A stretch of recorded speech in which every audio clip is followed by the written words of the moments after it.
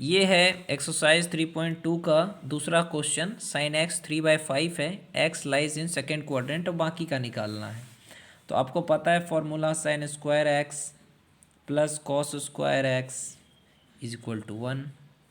अब cos square x से sine square x निकाल सकते हैं,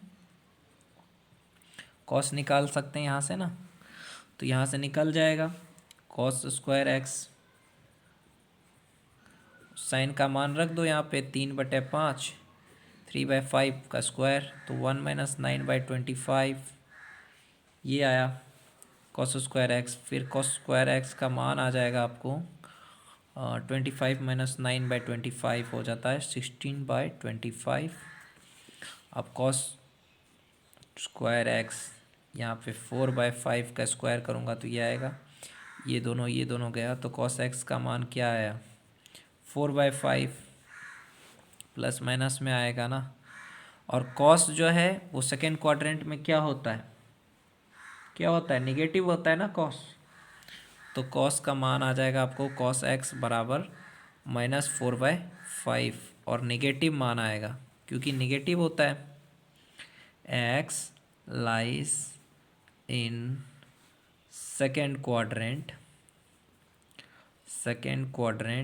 and cos is negative in second quadrant।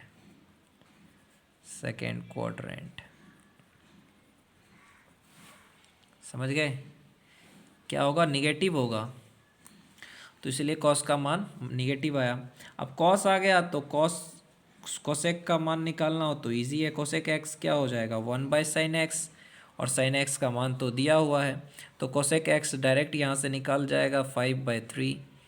5/3 positive होगा क्योंकि सेकेंड क्वाड्रेंट में क्या होता है आपको मैंने पहले ही बताया है इससे पहले वाले टॉपिक में कि सेकेंड क्वाड्रेंट में क्या होता है।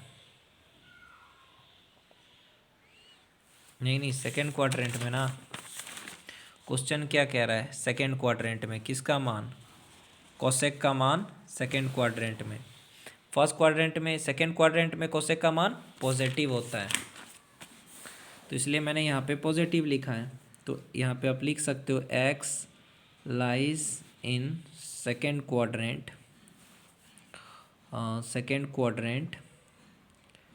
And cosec is positive in second quadrant.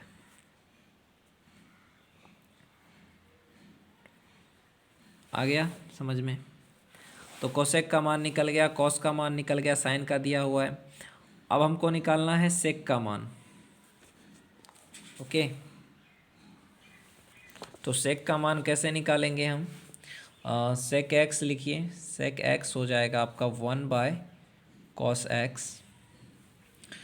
तो cos x का मान कितना है आपका, cos x का मान हमको आया था -4/5 आया था ना, तो सेक एक्स का मान कितना आएगा 5/4 माइनस में।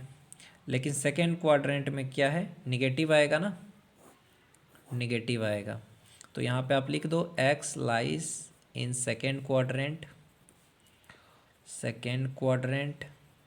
And sec x is negative in second quadrant. अब सेक भी आ गया, अब 10 का मान निकालना है ना, 10x क्या होगा sine x by cos x. तो साइन का मान रख दो, साइन का मान क्या आया था तुम्हारा, साइन का मान है 3/5 और कॉस का मान क्या था, कॉस का मान है -4/5 तो 3/4 10x का मान निकल गया -3/4 और माइनस में ही आएगा क्योंकि x lies in second quadrant and 10 is negative in second quadrant. आया समझ में, तो लिख लीजिए 10 का मान निकल गया। कॉट एक्स निकालना है, कॉट एक्स क्या होगा 4/-3 -4/3, ये भी निगेटिव होगा x lies in second quadrant